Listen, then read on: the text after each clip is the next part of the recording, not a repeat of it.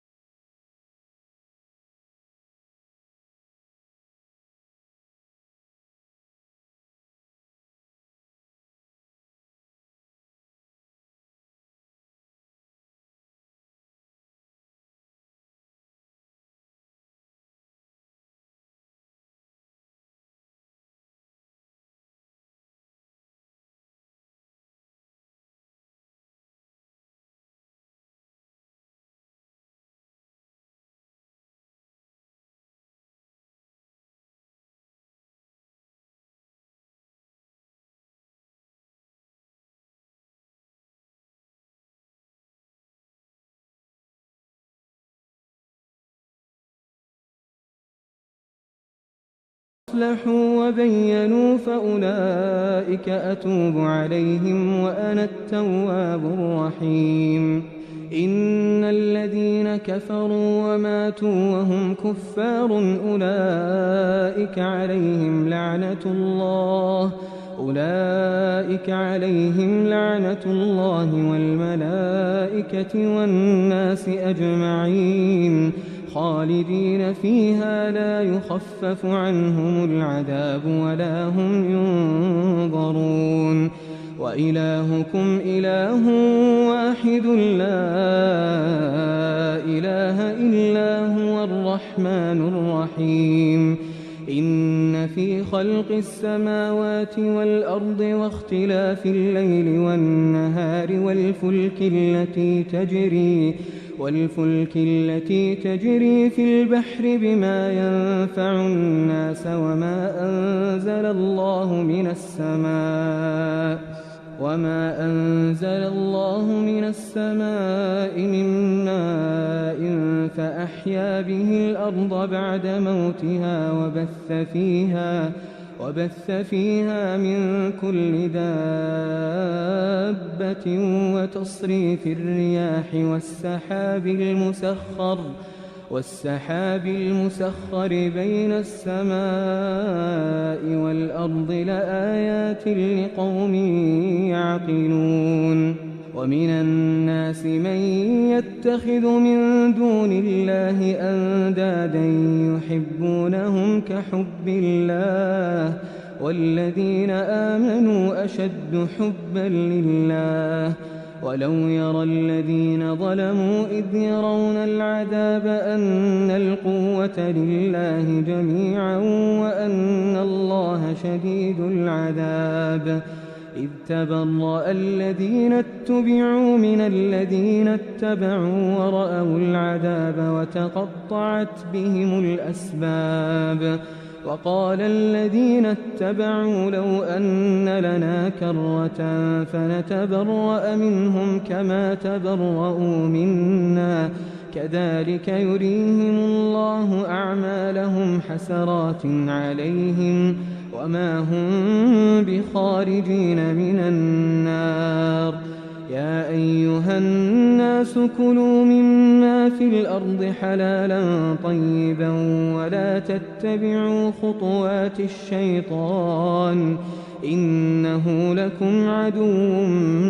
مبين. إنما يأمركم بالسوء والفحشاء وأن تقولوا على الله ما لا تعلمون. وإذا قيل لهم اتبعوا ما أنزل الله قالوا بل نتبع ما ألفينا عليه آباءنا أولو كان آباؤهم لا يعقلون شيئا ولا يهتدون. ومثل الذين كفروا كمثل الذي ينعق بما لا يسمع إلا دعاء ونداء صم بكم عمي فهم لا يعقلون.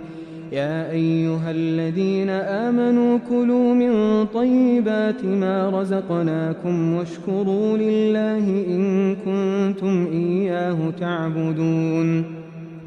إنما حرم عليكم الميتة والدم ولحم الخنزير وما أهل به لغير الله فمن اضطر غير باغ ولا عاد فلا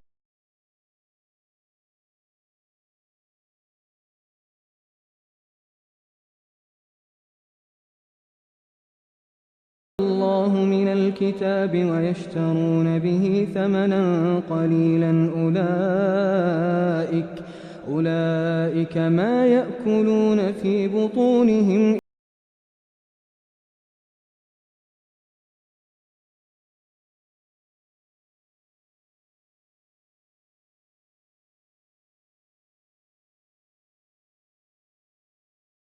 الضلالة بالهدى والعذاب بالمغفرة فما أصبرهم على النار. ذلك بأن الله نزل الكتاب بالحق وإن الذين اختلفوا في الكتاب لفي شقاق بعيد ليس البر أن تولوا وجوهكم قبل المشرق والمغرب ولكن البر من آمن بالله واليوم الآخر والملائكة والكتاب والنبيين وآتى المال على حبه ذوي القربى واليتامى والمساكين وابن السبيل والسائلين وفي الرقاب وأقام الصلاة وآتى الزكاة والموفون بعهدهم إذا عاهدوا والصابرين في البأساء والضراء وحين البأس أولئك الذين صدقوا وأولئك هم المتقون يا أيها الذين آمنوا كتب عليكم القصاص في القتلى الحر بالحر والعبد بالعبد والأنثى بالأنثى فمن عفي له من أخيه شيء فاتباع بالمعروف وأداء إليه بإحسان ذلك تخفيف من ربكم ورحمة فمن اعتدى بعد ذلك فله عذاب أليم ولكم في القصاص حياة يا أولي الألباب لعلكم تتقون كتب عليكم إذا حضر أحدكم الموت إن ترك خيرا الوصية للوالدين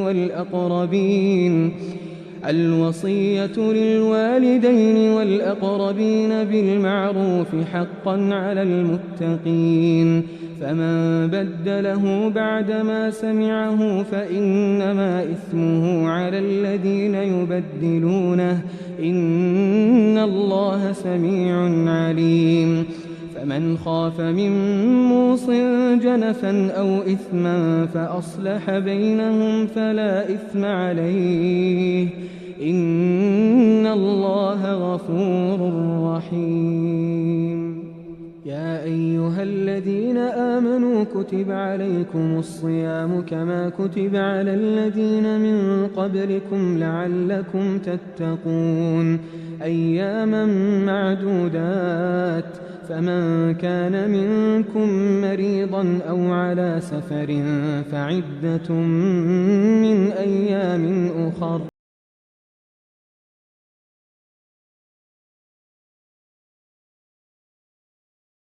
طوع خيرا فهو خير له وأن تصوموا خير لكم إن كنتم تعلمون شهر رمضان الذي أنزل فيه القرآن هدى للناس وبينات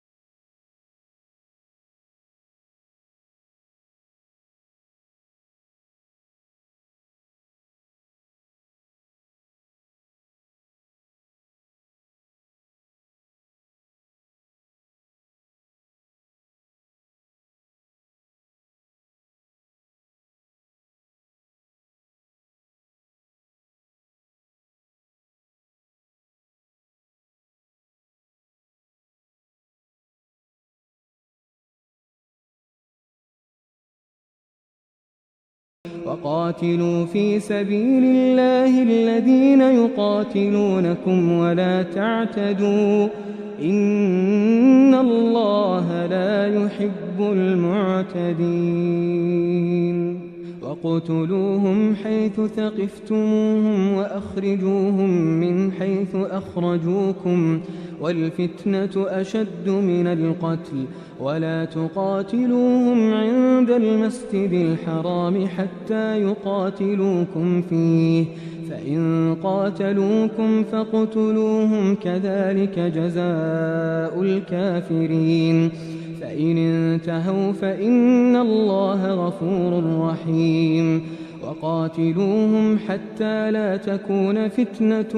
ويكون الدين لله فإن انتهوا فلا عدوان إلا على الظالمين الشهر الحرام بالشهر الحرام والحرمات قصاص فمن اعتدى عليكم فاعتدوا عليه بمثل ما اعتدى عليكم واتقوا الله واعلموا أن الله مع المتقين وأنفقوا في سبيل الله ولا تلقوا بأيديكم إلى التهلكة وأحسنوا إن الله يحب المحسنين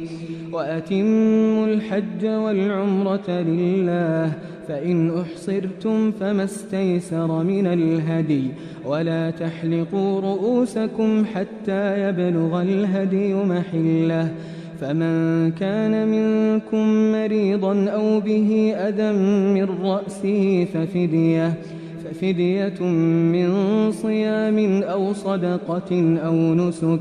فإذا أمنتم فمن تمتع بالعمرة إلى الحج فما استيسر من الهدي فمن لم يجد فصيام 3 أيام في الحج و7 إذا رجعتم تلك 10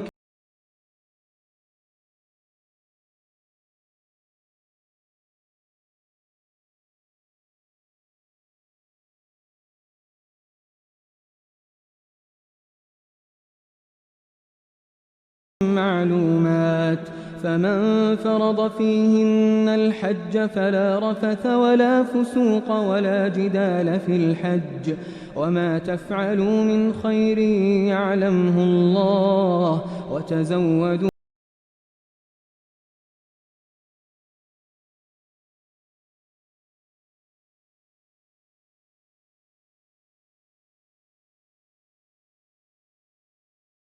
فإذا أفضتم من عرفات فاذكروا الله عند المشعر الحرام واذكروه كما هداكم وإن كنتم من قبله لمن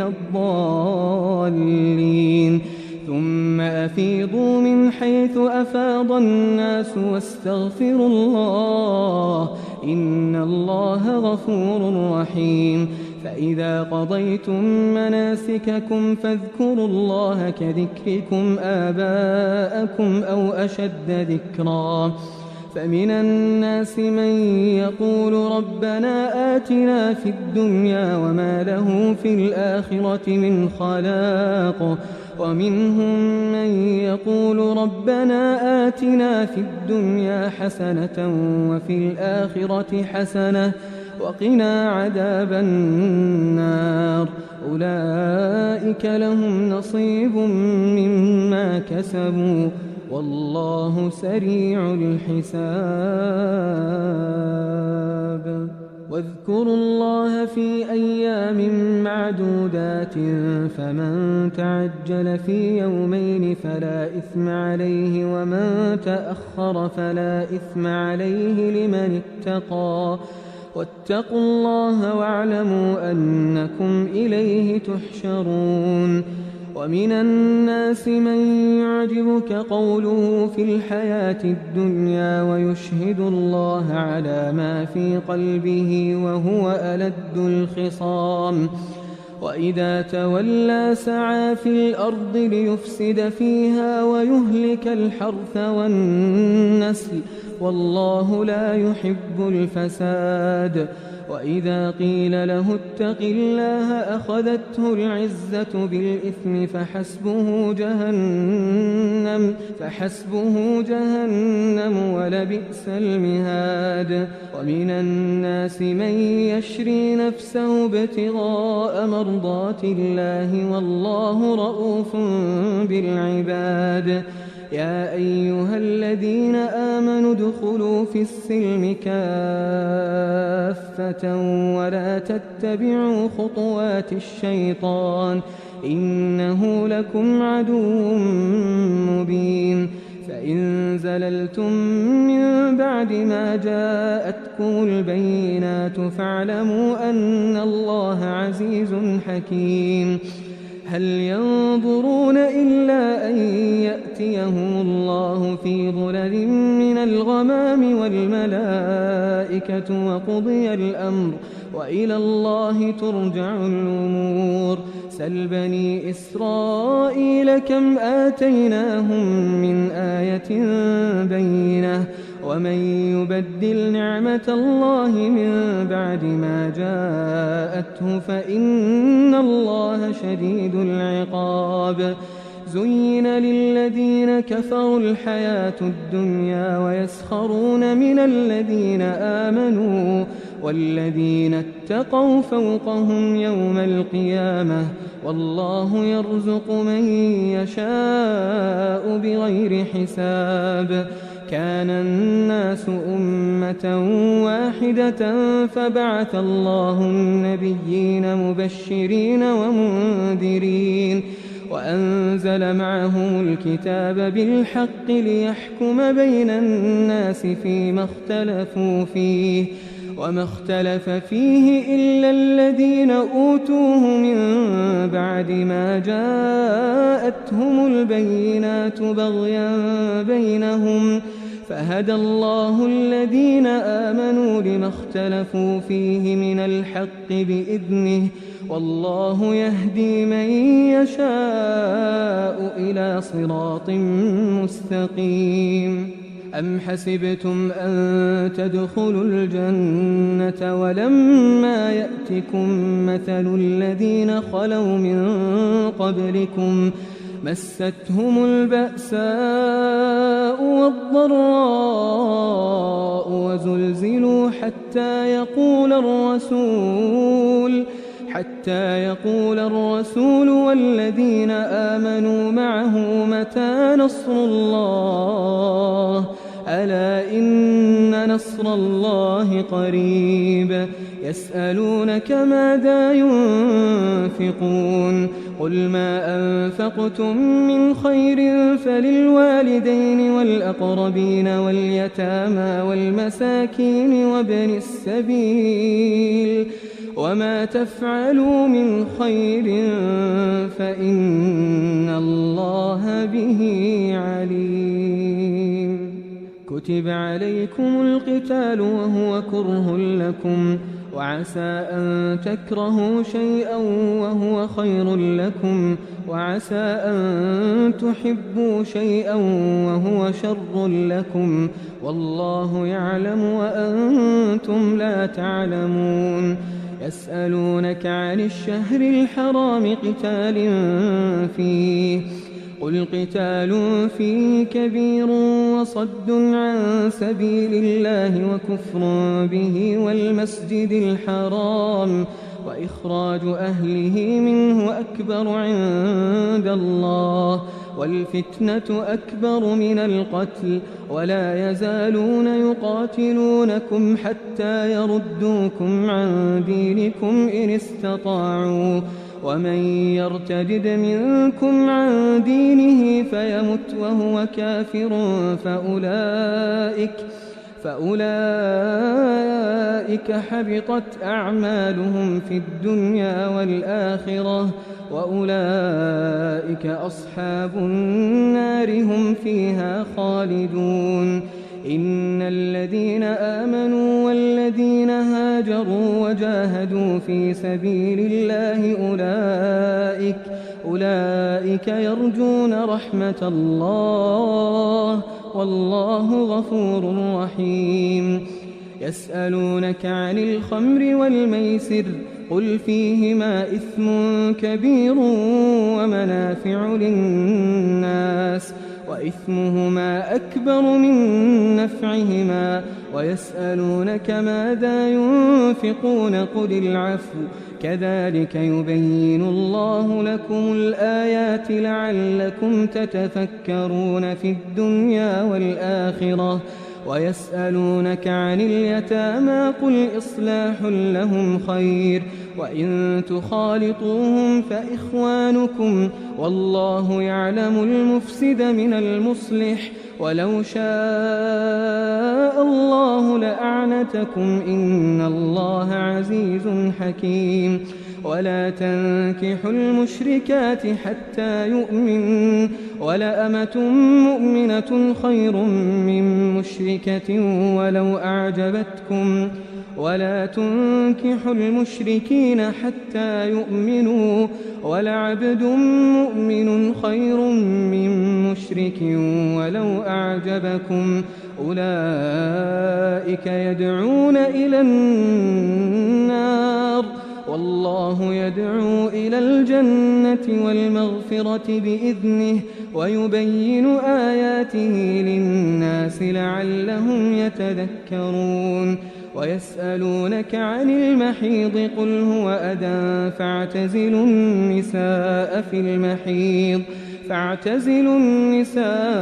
في المحيض ولا تقربوهن حتى يطهرن فإذا تطهرن فأتوهن من حيث أمركم الله إن الله يحب التوابين ويحب المتطهرين نساؤكم حرث لكم فأتوا حرثكم أنى شئتم وقدموا لأنفسكم واتقوا الله واعلموا أنكم ملاقوه وبشر المؤمنين ولا تجعلوا الله عرضة لأيمانكم أن تبروا وتتقوا وتصلحوا بين الناس والله سميع عليم لا يؤاخذكم الله باللغو في أيمانكم ولكن يؤاخذكم بما كسبت قلوبكم والله غفور حليم للذين يؤلون من نسائهم تربص 4 أشهر فإن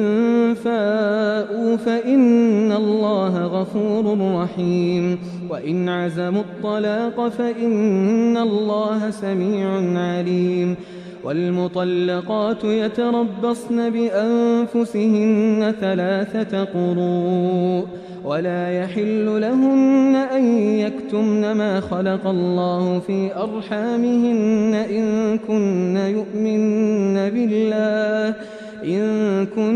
يؤمن بالله واليوم الآخر وبعولتهن أحق بردهن في ذلك إن أرادوا إصلاحا ولهن مثل الذي عليهن بالمعروف وللرجال عليهن درجة والله عزيز حكيم الطلاق 2 فإمساك بمعروف أو تسريح بإحسان ولا يحل لكم أن تأخذوا مما آتيتموهن شيئا إلا أن يخافا ألا يقيما حدود الله فإن خفتم ألا يقيما حدود الله فلا جناح عليهما فيما افتدت به تلك حدود الله فلا تعتدوها ومن يتعد حدود الله فأولئك هم الظالمون فإن طلقها فلا تحل له من بعد حتى تنكح زوجا غيره فإن طلقها فلا جناح عليهما أن يتراجعا إن ظنا أن يقيما حدود الله وتلك حدود الله يبينها لقوم يعلمون وإذا طلقتم النساء فبلغن أجلهن فأمسكوهن بمعروف أو سرحوهن بمعروف ولا تمسكوهن ضرارا لتعتدوا ومن يفعل ذلك فقد ظلم نفسه ولا تتخذوا آيات الله هزوا واذكروا نعمة الله عليكم وما أنزل عليكم من الكتاب والحكمة يعظكم به واتقوا الله واعلموا أن الله بكل شيء عليم وإذا طلقتم النساء فبلغن أجلهن فلا تعضلوهن أن ينكحن أزواجهن إذا تراضوا بينهم بالمعروف ذلك يوعظ به من كان منكم يؤمن بالله واليوم الآخر ذلكم أزكى لكم وأطهر والله يعلم وأنتم لا تعلمون والوالدات يرضعن أولادهن حولين كاملين لمن أراد أن يتم الرضاعة وعلى المولود له رزقهن وكسوتهن بالمعروف لا تكلف نفس إلا وسعها لا تضار والدة بولدها ولا مولود له بولده وعلى الوارث مثل ذلك فإن أرادا فصالا عن تراض منهما وتشاور فلا جناح عليهما وإن أردتم أن تسترضعوا أولادكم فلا جناح عليكم إذا سلمتم ما آتيتم بالمعروف واتقوا الله واعلموا أن الله بما تعملون بصير والذين يتوفون منكم ويذرون أزواجا يتربصن بأنفسهن 4 أشهر وعشرا فإذا بلغن أجلهن فلا جناح عليكم فيما فعلن في أنفسهن بالمعروف والله بما تعملون خبير ولا جناح عليكم فيما عرضتم به من خطبة النساء أو أكننتم في أنفسكم علم الله أنكم ستذكرونهن ولكن لا تواعدوهن سرا إلا أن تقولوا قولا معروفا ولا تعزموا عقدة النكاح حتى يبلغ الكتاب أجله واعلموا أن الله يعلم ما في أنفسكم فاحذروه واعلموا أن الله غفور حليم لا جناح عليكم إن طلقتم النساء ما لم تمسوهن أو تفرضوا لهن فريضة ومتعوهن على الموسع قدره وعلى المقتر قدره متاعا بالمعروف حقا على المحسنين وإن طلقتموهن من قبل أن تمسوهن وقد فرضتم لهن فريضة فنصف ما فرضتم إلا أن يعفون أو يعفو الذي بيده عقدة النكاح وأن تعفوا أقرب للتقوى ولا تنسوا الفضل بينكم إن الله بما تعملون بصير حافظوا على الصلوات والصلاة الوسطى وقوموا لله قانتين فإن خفتم فرجالا أو ركبانا فإذا أمنتم فاذكروا الله كما علمكم ما لم تكونوا تعلمون والذين يتوفون منكم ويذرون أزواجا وصية لأزواجهم متاعا إلى الحول غير إخراج فإن خرجن فلا جناح عليكم فيما فعلن في أنفسهن من معروف، والله عزيز حكيم. وللمطلقات متاع بالمعروف حقا على المتقين، كذلك يبين الله لكم آياته لعلكم تعقلون. ألم تر إلى الذين خرجوا من ديارهم وهم ألوف حذر الموت فقال لهم الله موتوا ثم أحياهم، إن الله لذو فضل على الناس ولكن أكثر الناس لا يشكرون.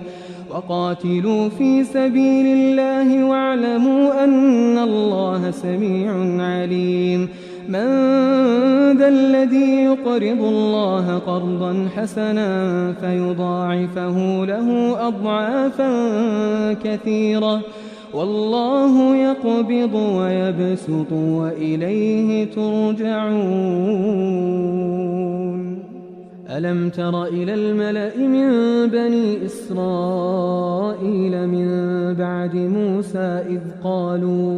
إذ قالوا لنبي له مبعث لنا ملكا نقاتل في سبيل الله،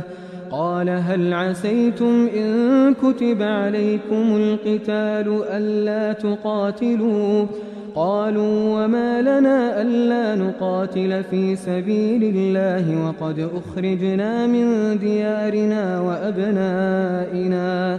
فلما كتب عليهم القتال تولوا إلا قليلا منهم، والله عليم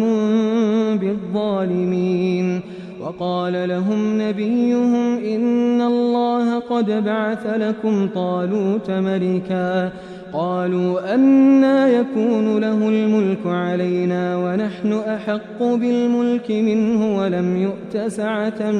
من المال، قال إن الله اصطفاه عليكم وزاده بسطة في العلم والجسم، والله يؤتي ملكه من يشاء والله واسع عليم. وقال لهم نبيهم إن آية ملكه أن يأتيكم التابوت فيه سكينة من ربكم وبقية مما ترك آل موسى وآل هارون تحمله الملائكة، إن في ذلك لآية لكم إن كنتم مؤمنين. فلما فصل طالوت بالجنود قال إن الله مبتليكم بنهر، فمن شرب منه فليس مني، ومن لم يطعمه فإنه مني إلا من اغترف غرفة بيده، فشربوا منه إلا قليلا منهم، فلما جاوزه هو والذين آمنوا معه قالوا لا طاقة لنا اليوم بجالوت وجنوده. قال الذين يظنون أنهم ملاقو الله كم من فئة قليلة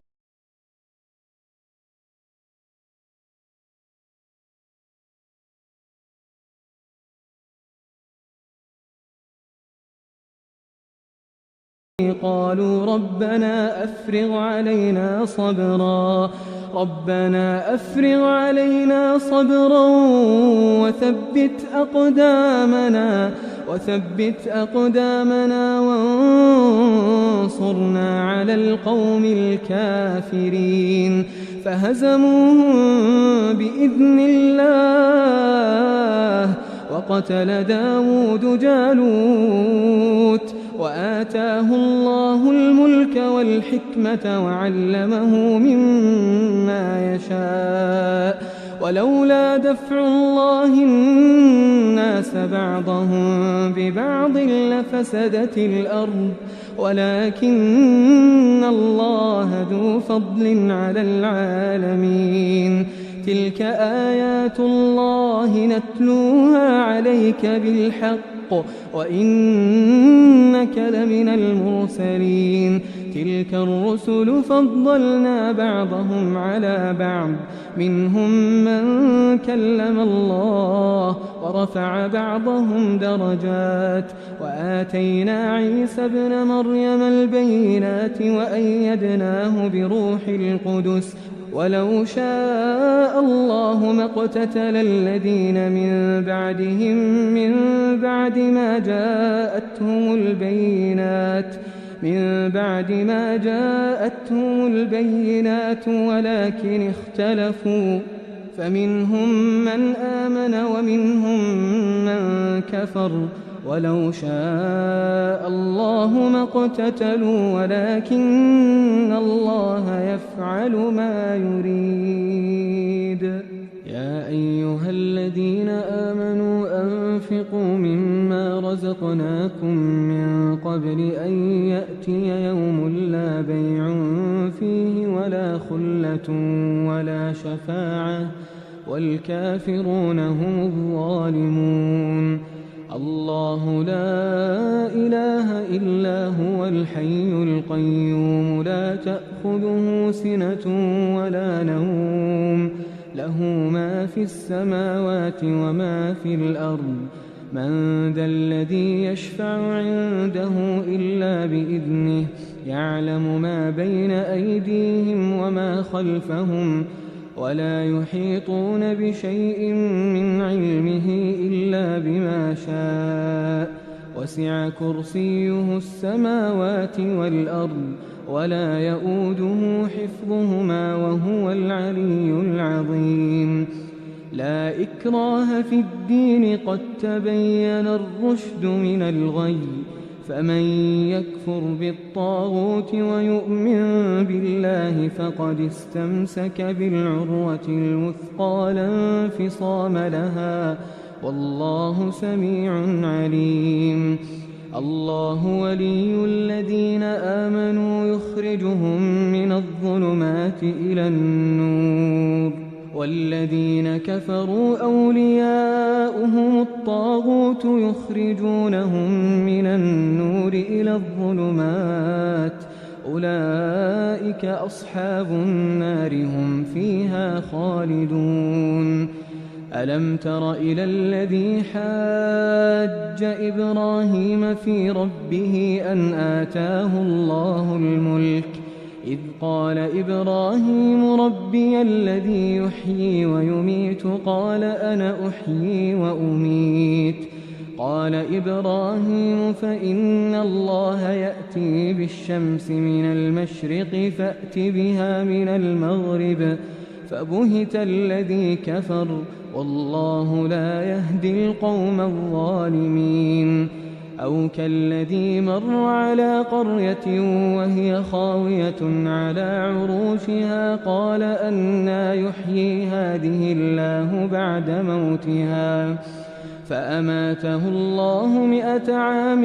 ثم بعثه قال كم لبثت قال لبثت يوما أو بعض يوم قال بل لبثت 100 عام فانظر إلى طعامك وشرابك لم يتسنه وانظر إلى حمارك ولنجعلك آية للناس وانظر إلى العظام كيف ننشزها ثم نكسوها لحما فلما تبين له قال أعلم أن الله على كل شيء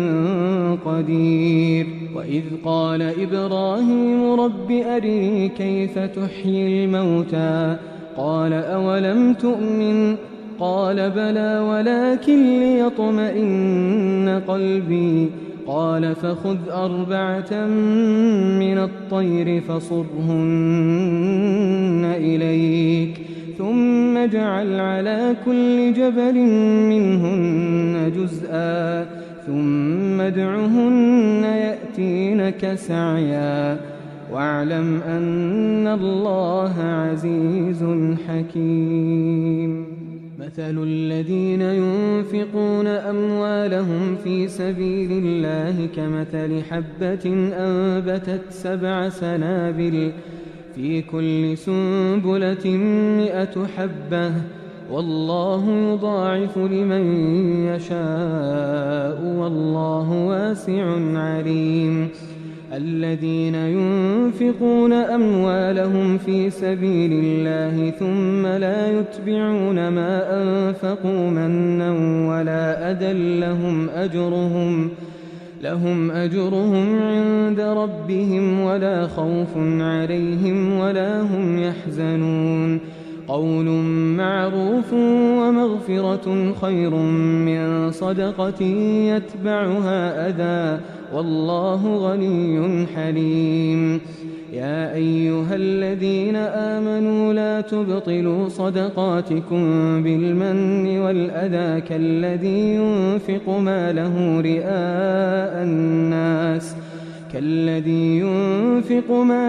رئاء الناس ولا يؤمن بالله واليوم الآخر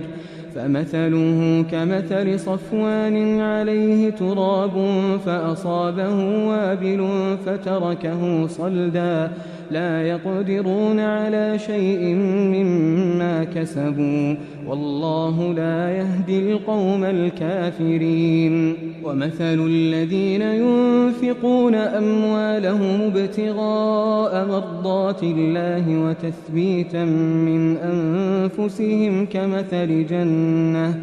كمثل جنة بربوة أصابها وابل فآتت أكلها ضعفين فإن لم يصبها وابل فطل والله بما تعملون بصير. أيود أحدكم أن تكون له جنة من نخيل وأعناب تجري من تحتها الأنهار له فيها من كل الثمرات وأصابه الكبر وله ذرية ضعفاء فأصابها إعصار فيه نار فاحترقت كذلك يبين الله لكم الآيات لعلكم تتفكرون. يا أيها الذين آمنوا أنفقوا من طيبات ما كسبتم ومما أخرجنا لكم من الأرض ولا تيمموا الخبيث منه تنفقون ولستم بآخذيه إلا أن تغمضوا فيه واعلموا أن الله غني حميد. الشيطان يعدكم الفقر ويأمركم بالفحشاء والله يعدكم مغفرة منه وفضلا والله واسع عليم. يؤتي الحكمة من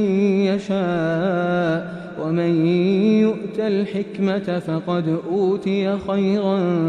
كثيرا وما يذكر إلا أولو الألباب. وما أنفقتم من نفقة أو نذرتم من نذر فإن الله يعلمه وما للظالمين من أنصار. إن تبدوا الصدقات فنعما هي وإن تخفوها وتؤتوها الفقراء فهو خير لكم ويكفر عنكم من سيئاتكم والله بما تعملون خبير. ليس عليك هداهم ولكن الله يهدي من يشاء وما تنفقوا من خير فلأنفسكم وما تنفقون إلا ابتغاء وجه الله وما تنفقوا من خير يوفى إليكم وأنتم لا تظلمون للفقراء الذين أحصروا في سبيل الله لا يستطيعون ضربا في الأرض يحسبهم الجاهل أغنياء من التعفف تعرفهم بسيماهم لا يسألون الناس إلحافا وما تنفقوا من خير فإن الله به عليم الذين ينفقون أموالهم بالليل والنهار سرا وعلانية فلهم أجرهم عند ربهم ولا خوف عليهم ولا هم يحزنون الذين يأكلون الربا لا يقومون إلا كما يقوم الذي يتخبطه الشيطان من المس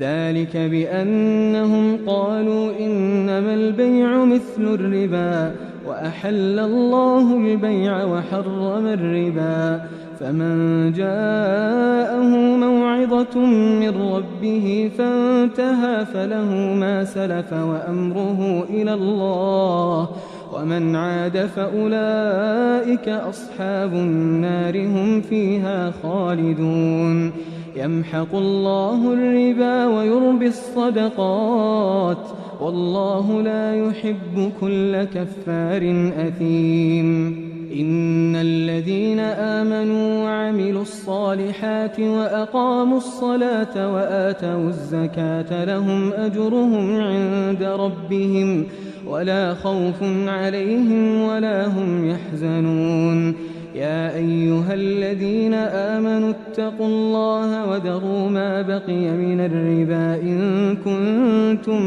مؤمنين فإن لم تفعلوا فأذنوا بحرب من الله ورسوله وإن تبتم فلكم رؤوس أموالكم لا تظلمون ولا تظلمون وإن كان ذو عسرة فنظرة إلى ميسرة وأن تصدقوا خير لكم إن كنتم تعلمون واتقوا يوما ترجعون فيه إلى الله ثم توفى كل نفس ما كسبت وهم لا يظلمون يا أيها الذين آمنوا إذا تداينتم بدين إلى أجل مسمى فاكتبوه وليكتب بينكم كاتب بالعدل ولا يأب كاتب أن يكتب كما علمه الله فليكتب وليملل الذي عليه الحق وليتق الله ربه ولا يبخس منه شيئا فإن كان الذي عليه الحق سفيها أو ضعيفا أو لا يستطيع أن يمل هو فليملل وليه بالعدل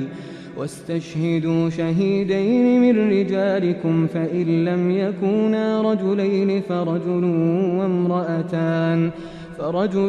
وامرأتان ممن ترضون من الشهداء أن تضل إحداهما فتذكر إحداهما الأخرى ولا يأبى الشهداء إذا ما دعوا ولا تسأموا أن تكتبوه صغيرا أو كبيرا إلى أجله ذلكم أقسط عند الله وأقوم للشهادة وأدنى ألا ترتابوا إلا أن تكون تجارة حاضرة تديرونها بينكم فليس عليكم جناح ألا تكتبوها وأشهدوا إذا تبايعتم ولا يضار كاتب ولا شهيد وإن تفعلوا فإنه فسوق بكم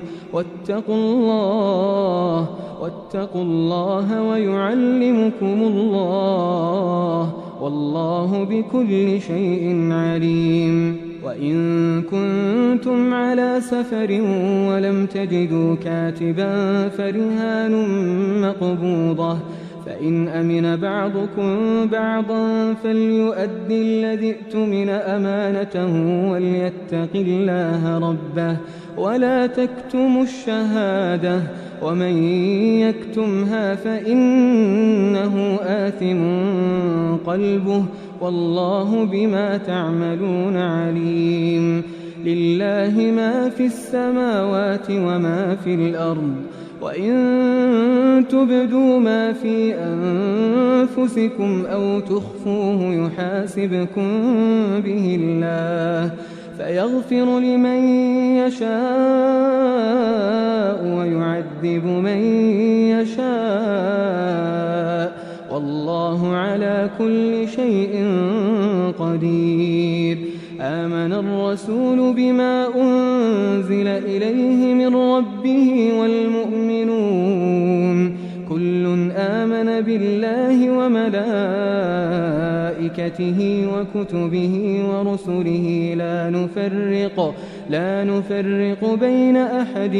من رسله وقالوا سمعنا وأطعنا غفرانك ربنا وإليك المصير. لا يكلف الله نفسا إلا وسعها، لها ما كسبت وعليها ما اكتسبت. ربنا لا تؤاخذنا إن نسينا أو أخطأنا، ربنا ولا تحمل علينا إصرا كما حملته على الذين من قبلنا، ربنا ولا تحملنا ما لا طاقة لنا به واعف عنا واغفر لنا وارحمنا أنت مولانا فانصرنا على القوم الكافرين.